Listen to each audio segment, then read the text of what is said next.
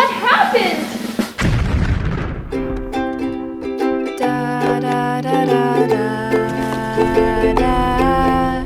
Get ready for the show, 'cause it's Power Up on the go. Do do do do do do do do do do.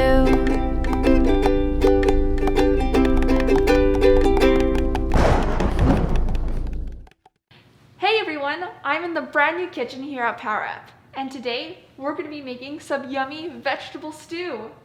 I invited Honeybell to come and help me too. I should call her now.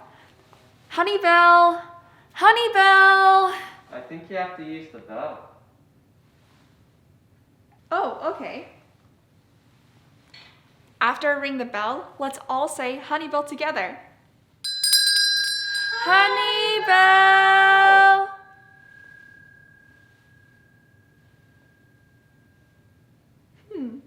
I guess she's not coming? That's disappointing. I really wanted to share my special family recipe with her. Well, I guess since she's not here, we could start with our Bible lesson. Let's go. Last week, we learned that Abraham and Sarah had a son named Isaac. He married a woman named Rebecca. And they had twin boys named Jacob and Esau. Well, these two brothers didn't get along so well. Part of the reason might have been because they were so different. Esau was more into the outdoors and hunting, while Jacob was quieter and he loved staying at home, indoors. Everyone is unique and special in his or her own way. But their main problem was that Isaac and Rebekah, their parents, liked one son more than the other. Isaac loved Esau the best, and Rebekah loved Jacob the best. This caused jealousy and trouble between Esau and Jacob. You know, Honeybell isn't here yet. Maybe she forgot? Well, I should probably get started with the stew. You know, in Genesis 25, it tells us what happens next with Jacob and Esau, and it all starts with a pot of stew. One day, Jacob made a pot of stew, and Esau begged him for some because he was tired and hungry. Jacob told his brother he could only have some stew if Esau gave him his birthright. A birthright is what the oldest son in the family got. It meant that Esau, who was born before Jacob, would be in charge of the family when their father died.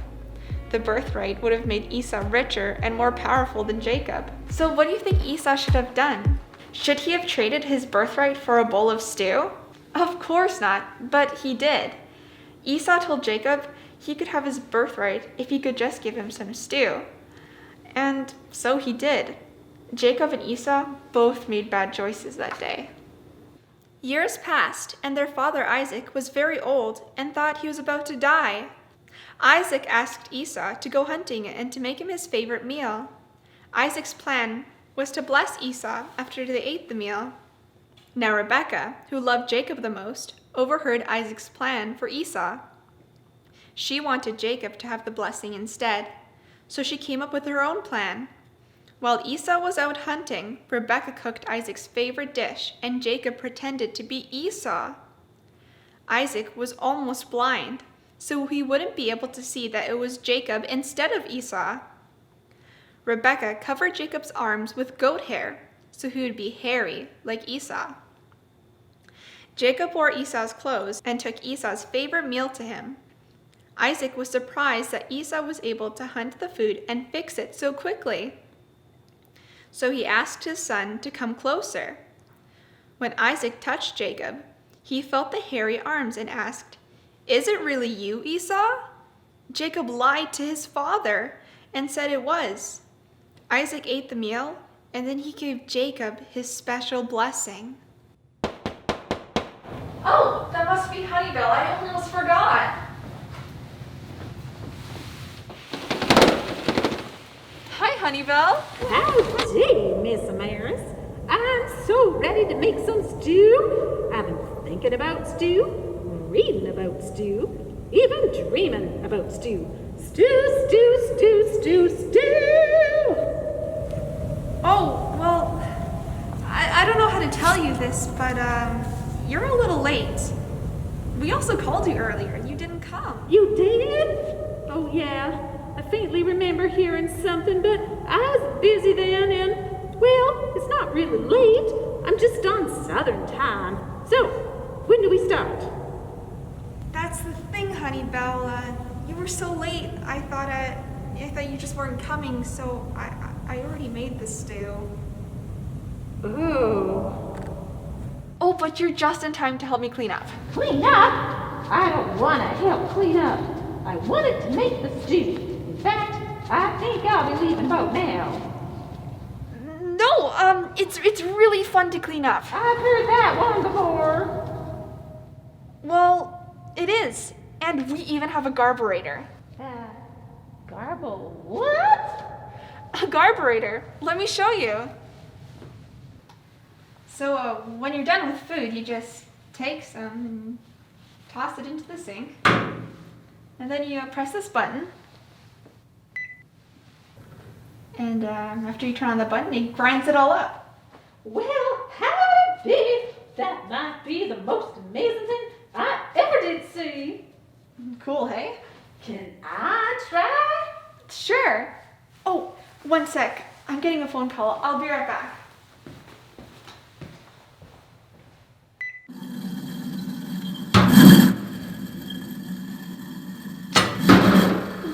Wowee! That thing really does work.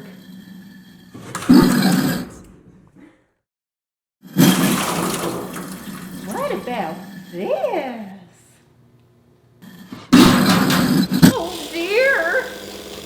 Hold on. What's happening? Sorry that took so long, guys. I was just on the phone with Dad. Apparently something happened with the power station. All the power went out and oh! What happened? What? Honeybell! Here, let me just kick in the generator. That should give us some light. Honeybell, what happened? Oh, I'm sorry, Miss Ameris. I was just putting some things in the garburator copter, and then it exploded! Zap's gonna be so angry. What did you do, Honeybell? How did this happen? What did you put in the garburator? Well, some onions and carrots. And? Well, okay, some bigger things too. Like what? Uh, Wait a minute. Where's my stew? Where's my family recipe? Honeybell, did you? I'm sorry. I guess I just got a little carried away. Honeybell, that recipe was really important to me. How could you do that? I'm so sorry, Miss Ameris.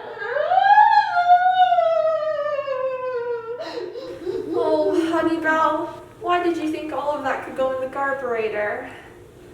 Well, now I'm going to have to clean all this up. How about we go to Miss Jen for more on our Bible lesson today? Hi, friends. Well, let's continue on with our Bible story. We left off just after Jacob had stolen Esau's blessing from Isaac. Jacob pretended to be Esau, and Isaac gave him the blessing. He said, "Nations will bow down to you, Jacob." And he even said that Esau, the older brother, would serve him. I wonder how Esau felt when he heard what Jacob had done. Well, let's find out. Our story begins in Genesis chapter 27. Esau didn't know what Jacob had done, so when he got back from hunting, he made his father's favorite meal and went to him. Puzzled, Isaac asked, "Who are you?" When Esau told him it was him, Isaac began to shake uncontrollably and said, "Who just served me the food I ate and blessed? I cannot change the blessing I gave him." Esau was so angry that he wanted to kill Jacob. Rebekah told Jacob he had to leave. She said when Esau calmed down, she would send for him. And so Jacob left his home. When nighttime came, Jacob stopped to rest. He found a stone to use as a pillow, and he went to sleep. That night, Jacob had a special dream in which God spoke to him. Jacob dreamed that a ladder came down from heaven to earth. he saw the angels of God going up and down the ladder. God told Jacob who he was. He told him that Isaac and Abraham, his father and grandfather, loved and served him. God told Jacob he would make his family very large, just like he had told Abraham. God told Jacob 3 things that would help him no matter what happened or what he was feeling. They all begin with the letter P. God assured Jacob of his presence. I am with you. Jacob may have felt lonely since he left his home and family, but God was always with him. Then, God told Jacob he would be his protector. I will protect you everywhere you go. Remember, Esau wanted to kill him, but Jacob did not have to be afraid. Finally, God promised Jacob that he had a plan for his life. God's plan was to bring Jacob home to be in charge of his family. When Jacob woke up, he worshipped God. Jacob took the stone he had used as a pillow and set it up as a memorial. He named the place where he had his dream Bethel, which means house of God. Then Jacob made a promise to God. Jacob said if God kept all these promises, the Lord would be his God.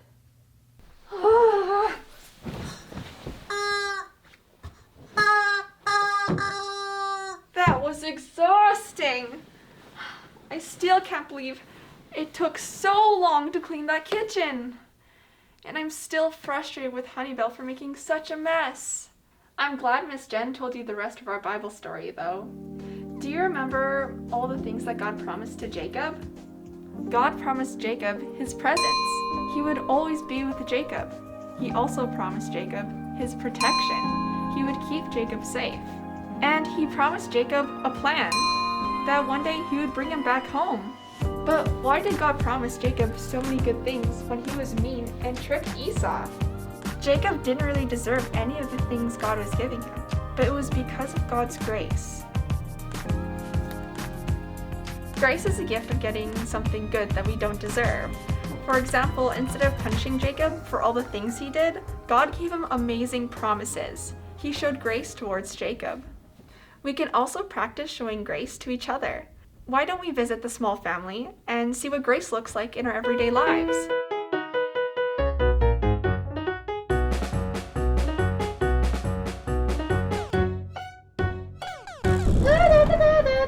Get out of my way, Julia! You're gonna make me lose! Whatever, stop it! I can't see! I can't. Oh. What happened? Julia? Did you unplug that? You're gonna regret this!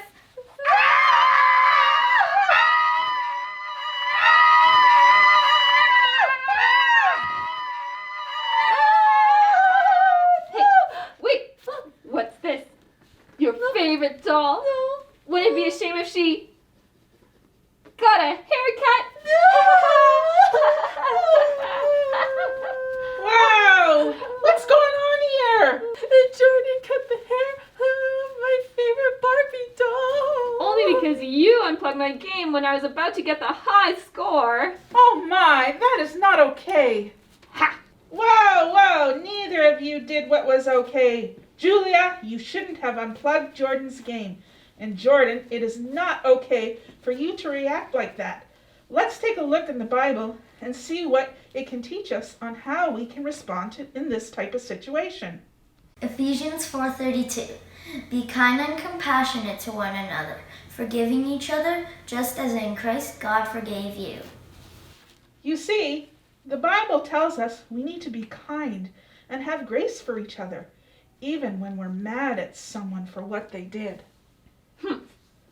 Jordan, do you remember the day you decided to ignore my plea for you not to ride your skateboard down the stairs? Yes, I remember, Mom. You disobeyed me, and I chose to forgive you and not ground you for behaving so disrespectfully. I suppose. So, how are you going to make this situation right? I'm sorry, Julia. I shouldn't have got angry and cut the hair off your favorite doll. Will you forgive me? I forgive you, Jordan. I'm sorry for not being patient and making you lose your game. It's all right. Do you want to play video games with me? Yeah! Hold on a minute.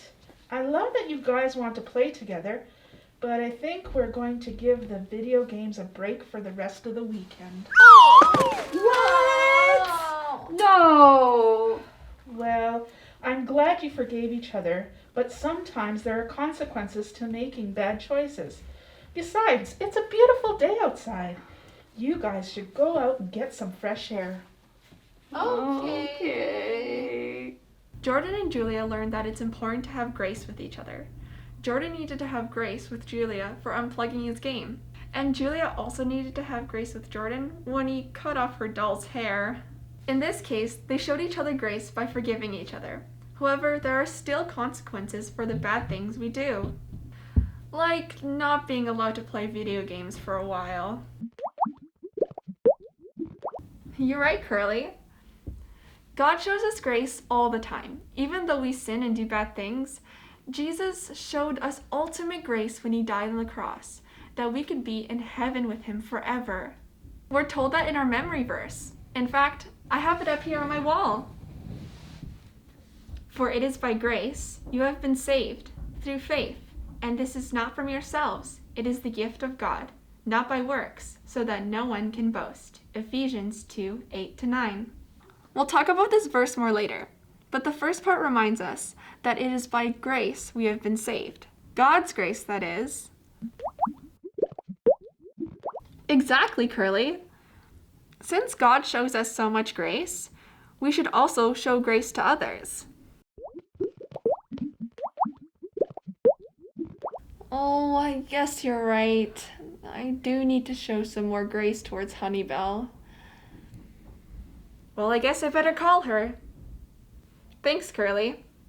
Can you kids say it with me? On the count of 3. 3, 2, 1. Honeybell! Oh, hey, it's you, Miss Ameris. You know, I really am so sorry for wrecking your garburator. I feel so bad. Oh, it's okay, Honeybell. Actually, that's why I wanted you here.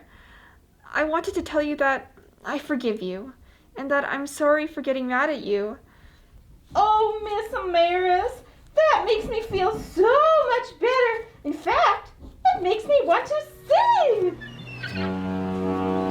Oh, looks like it's time for questions with Curly.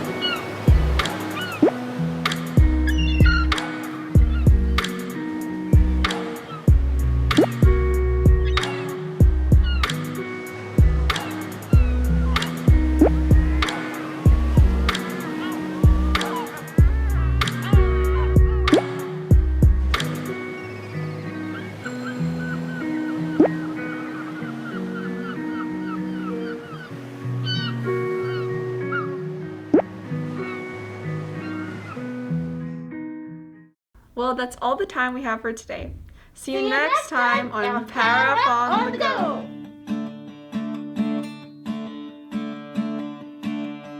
I've got a river of living water, a fountain that never will run dry.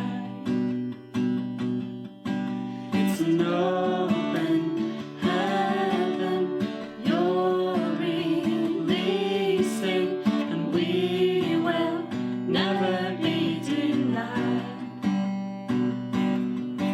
'Cause we're stirring up deep wells, stirring up deep waters. We're gonna dance in the river, dance in the river. 'Cause we're stirring up deep wells, we're stirring up deep waters. We're gonna jump in the river, jump in the river. Deep cries out to deep cries out to deep cries out to deep cries out to